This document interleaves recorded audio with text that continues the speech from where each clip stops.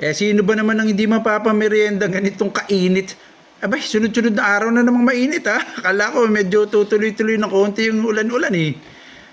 Sino hindi mapapamerienda ng ganitong Ayan naman oh. Overload halo-halo ha. Ayan yan. Oh, ay sabay may kwek-kwek kang ganyan. Ayan, oh, Pinoy na Pinoy. Ito namang halo-halo eh. Na ano natin to dyan lang sa kanto. Baka akala nyo bebang sa halo-halo yan ha. Hindi po. Sa kanto lang yan ha. Ano tawag natin dyan? Si Aling Bembang po yan. Aling Bembang sa halo-halo. Naku po. Sarap naman. Ang sarap naman ni Bembang sa halo-halo mga kaibon. Ay nako. Ganito kainit. Magbablog ka, may bembang sa halo-halo ka tsaka kwek-kwek, dahil yan is brought to you by, naku naman, tingnan nyo, Tumataginting mga kaibon, 100 stars naman, from Ian Bernardino, shout out naman sa Macy's Bird Haven and the TRP Squad, paano hindi sasarap ang halo-halo mo sa mga ganyang stars? Tumataginting na 100, Ian Bernardino, sasabayan ni Nelson Faustino Balagtas, 10 stars naman! Ayun, ito po si Abu Jazz from Zamboanga City. Consistent, very consistent. Solid ang suporta. Halos every vlog, 10 stars, 10 stars. Salamat po, Abu Jazz from Zamboanga City. Ayun, si R. Errol Intong from Pagadian din naman to. Abay, Zamboanga din itong Pagadian, tama ba? Hindi ako nagkakamali. Sent 10 stars naman. Thank you ha. Ayun si Abu Josh, another 10 stars. Sa iba't ibang vlog po ito mga kaibon. Talaga namang ang suporta nito sa mission natin. Itong mga bumubuhay ng page natin. Di ba? From Pagadian City uli, R. Errol Intong, 30 stars naman. Salamat R. Errol Intong. Ayun si Ian Bernardino uli, 10 stars. Abu Josh, naku po. Ayan na naman, Abu Josh na uli, 10 stars na naman. Ian Bernardino, 10 stars At iba pa, naku marami pa, si Jamini Avery, naalala ko. Jamini Avery, at lalong-lalo si Joey Atienza, from Joey Atienza sa Avery, nung mga nakaraan, ang tindi, 300 stars naman. Salamat po, kayo po ang naniniwala talaga ng gusto at sumusuporta at bumubuhay sa ating page. Salamat po! At eto na yung mga tanong. Teka, pakihalo nga to. Papahalo ko lang sa anak ko. Pahalo to, nang matikman natin yung si Bembang sa halo-halo. Nakakatuwa mga kaibon. Sabi sa inyo yung mga tanong nyo na malalalim, kakaiba at very interesting, doon tayo nakakakuha ng ideya para sa vlog natin. Ito. Sabihin muna natin yung mga reaksyon doon sa dominant mutation na vlog natin. Ito mga kaibon. Sabi ni Freddy Jr. Jordan, ang Ewing mutation, sir, di ba dominant mutation din sila? Kahit isa lang sa parisan mo, mag-aanak talaga ng Ewing din. Abay, tama naman. Pareho lang po ang galawan. Pero, ang Ewing mutation po, lilinawin natin, ang Ewing mutation is incomplete dominant. Incomplete dominant. May pagkakaiba po yun, incomplete dominant. Pero yung galawan, yung pinapakita ko lagi sa inyo yung chart, kung paano nagko-combine yung mga chromosome, pareho lang po. Ipapaliwanag lang natin yung incomplete dominant dahil konti lang pagkakaiba. Pero lilinawin natin ang Ewing ay incomplete dominant. Okay.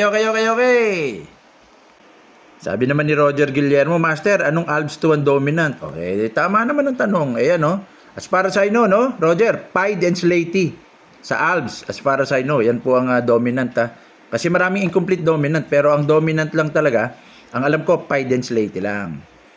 Ito naman si Raymar Arsenio sa Abendaño naman, ang hirit niya. Naman.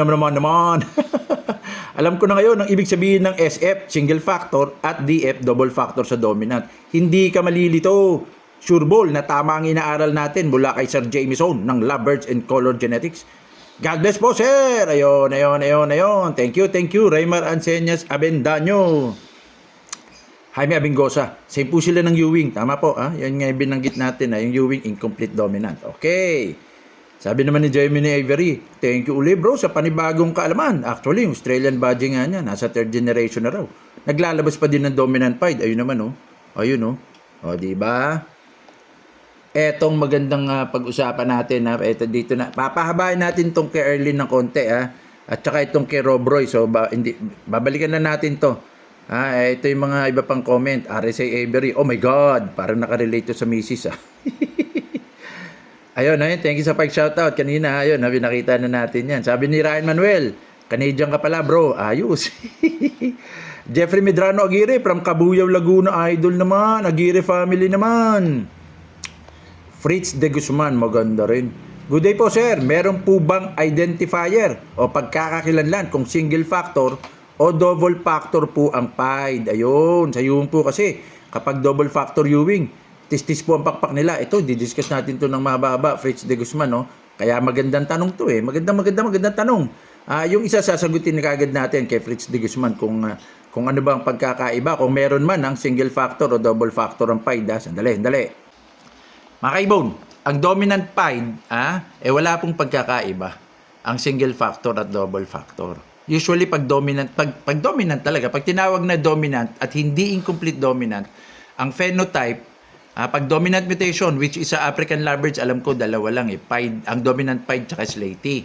Wala pong pagkakaiba ang single factor at double factor. Okay, lilinawin lang natin yun Yung tungkol naman sa Ewing, bibigyan natin ng isang vlog yan. Maganda yan, very interesting. Okay. Ayun, sabi ni Amar Jesse Singh.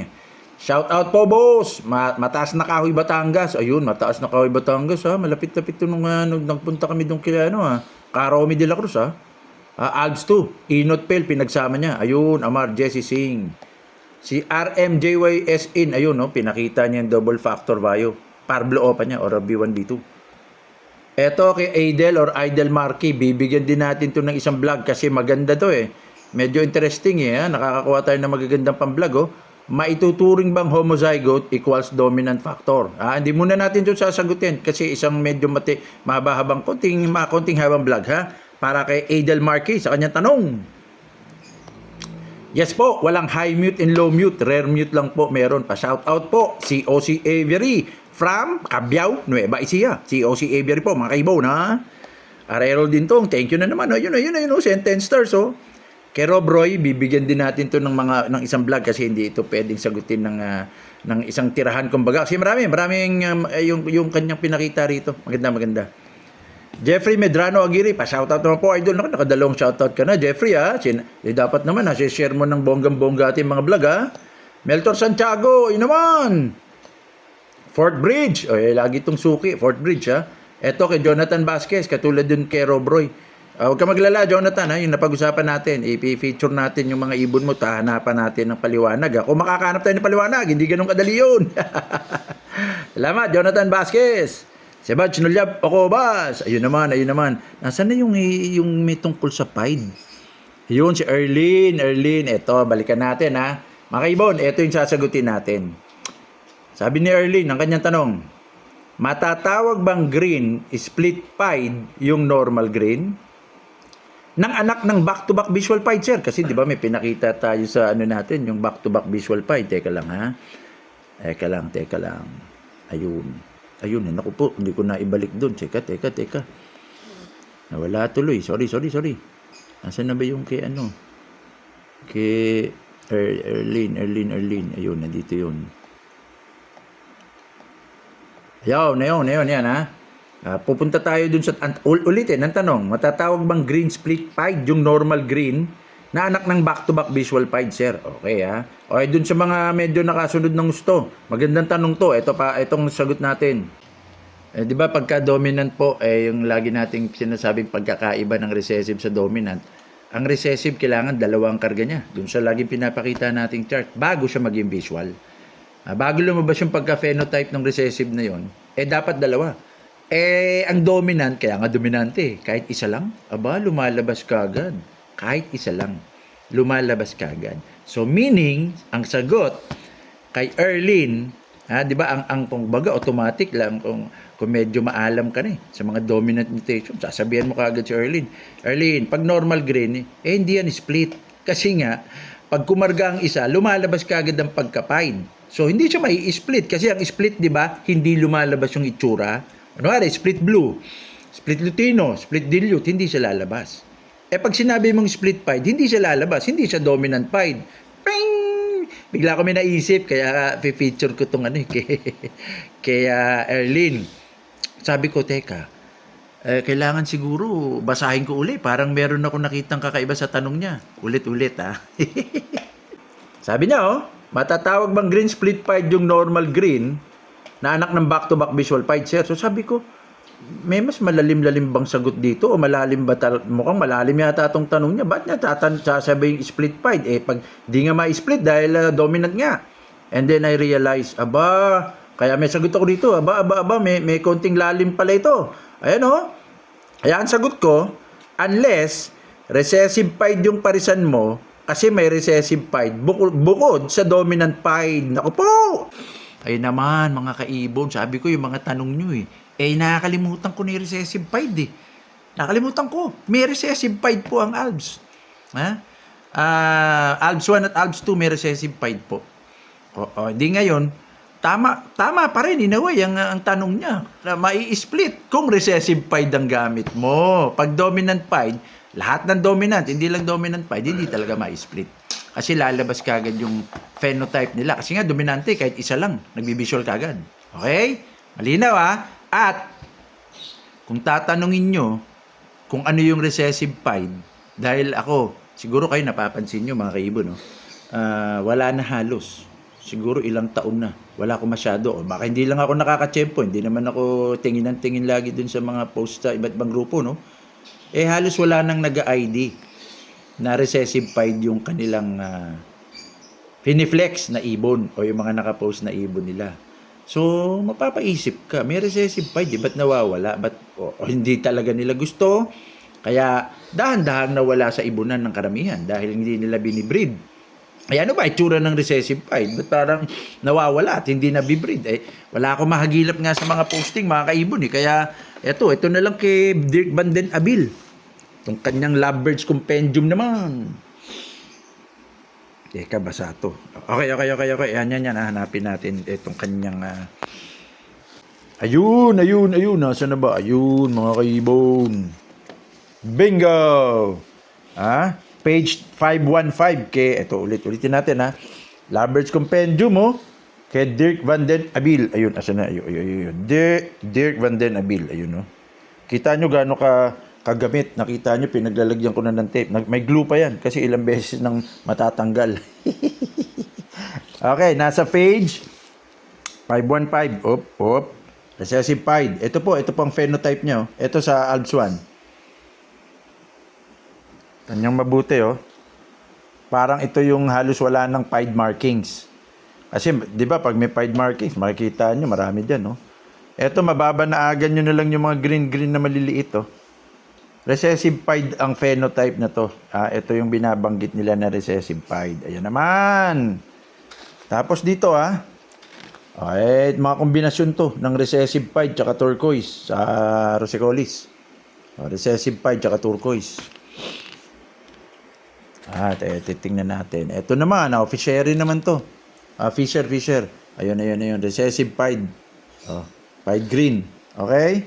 Recessive pied blue. Fishery din. Di ba? Parang mababa na agan mo yung mga melanin pa. Yung mga melanin. Pero parang konting patsi-patsi na lang. Ayan ang recessive pied. Okay? Kaya natin nilinaw, yung tanong ni Erlyn. Abay, pwede pala. Ito. Pwede magkaroon ng split pied kung recessive pied. Okay? Ayun, di ba? Okay naman, mga kaibon. Ngayon, yung isang tanong. Asan na ba? May isa pang tanong tungkol sa pied, Sa pied muna tayo magko-concentrate. Susunod na mga vlog, yung ibang mga tanong pa. Saan na ba yung magandang tanong din ni... Ayun, kay Fritz de Guzman naman. Sabi ni Fritz de Guzman, good day po, sir. Meron po bang identifier kung single factor or double factor po ang pied? Ayun naman. Okay tinatanong niya kung may pagkakakilanlan o may pagkakaiba ang single factor o double factor na pied at saka double factor na pied kung may comparison ba. Okay, Bon. Wala po. Kapag dominant mutation at hindi incomplete dominant pag dominant lang. Iba yung incomplete dominant nga which is slaty tsaka pied. Yun lang ang natatandaan ko. Baka meron pa. Baka na-miss out ko lang. Yung dalawa lang yun ang dominant So wala pagkakaiba. Kung ano man yung single factor, hindi na makikita mo sa double factor. Ngayon, bakit nakakalito ng konti sa pied? Kasi ang pied po, yung mismong galawan, ulitin natin ha, ang dominant pied po, yung mismong galawan, kung paano siya nagkakaroon ng pied markings, at random. Di ba? Ulit-ulit. Ulitin natin ha. Yung pied markings, yung patsi-patsi na melanin markings niya, melanin yun eh. Magbablog lang tayo ng isang mahaba sa pied para sa galawan ng mutation niya. Pero ito, mabilis lang na paliwanag. Yung mga melanin na nakikita yung markings ng pied, at random po iyon. Kaya pa iba-iba ang forma ng pied. Minsan may isang suksok lang sa pakpak, pied na yun. Buti pa magpakita tayo ng mga pictures naman ng pied. Eto, mga kaibon naman. Eto, may nahagilap ako. Ang ganda, oh. Nagandaan ako rito, ha. Eto, Zizak Avery naman kay Mike, oh. Zizak Avery. Ang ganda ng kombinasyon naman ng pied na to. Diba? Ayan pa yung isa niya. Isa lang yata. Isang ibon lang yata ito. Pero ang ganda, no? Ayan, no? Eto pa, tinan nyo mga kaibon. Bakit siya pied? Kasi kung blue siya, dapat hindi magpuputi ito, eh. Napansin nyo? Tinan mo yung pakpak niya, puti yan. So, pied yan po, mga kaibon. At kung mapapansin nyo, isa pang galawan ng pied, mga kaibon, hindi man umiiksi yung parang pinaka-mask, umiiksi yan, naapektuhan niya, parang naabutan niya ng mga markings pati dito sa ulo. Ito, papakita ko sa inyo. Ayan, tinan nyo, ayan, may epektong pied dyan. Kadalasan umiiksi ang mask. Dun sa, sa iba pang, ayan, tingnan nyo, di ba? Umiksi na yung mask, tapos medyo nawala, tingnan nyo, pied, At random, yun ang ibig sabihin. Paiba-iba. Ang markings niya paiba-iba at random. Pero, ito talaga nakakatawa sa pied, minsan may symmetrical. Ibig sabihin yung pantay na pantay, yung magkabilang na pakpak. Talagang kung ano yung markings niya sa kabila dito, ganun din yung markings sa kabila. Ang gandang tingnan, uniform. Takpan nga. Ang gandang tingnan, uniform. Kaya nakakatuwa, symmetrical. Symmetrical lang markings na tawag sa ganung mga pied. Di ba? Nakakatuwa. Pero at random karamihan. Ito pa. Ito naman, itong sa mga nahagilap kong mga foreigner na breeder nung mga nagsusulat tayo, Nagpaalam tayo sa kanya nung kinuha natin to, si Dalmadi or Dalmadi Sandor. Ano po ito? European breeder. Ito naman yung Nigrigenis niya, yung black chick. Ang ganda ng pagka-pied. Diba? Naman. Tingnan nyo yung black chick na pagka-pied. Ang ganda naman. Dalmadi or Dalmadi Sandor. Pied Nigrigenis. Wala na ba? Nasaan na ba yung ibang picture natin? Picture ako sa pied ko mismo. Wala ba dito yung? Hindi ba nakuha? Nasaan ako? Okay, mga kaibo, no? Ayun. So, pagka dominant mutation, kaya dominant pied at slaty, wala pong pagkakakilanlan. Walang pinagkaiba ang single factor sa double factor. Yun naman. Okay, mga kaibon, mag-comment lang. Yung may dalawa pang tanong dun. Masyado nang mahaba, so puputulin natin. Sasagutin din natin yan para sa isang vlog pa natin. Salamat po, mga kaibon! Hasta la vista!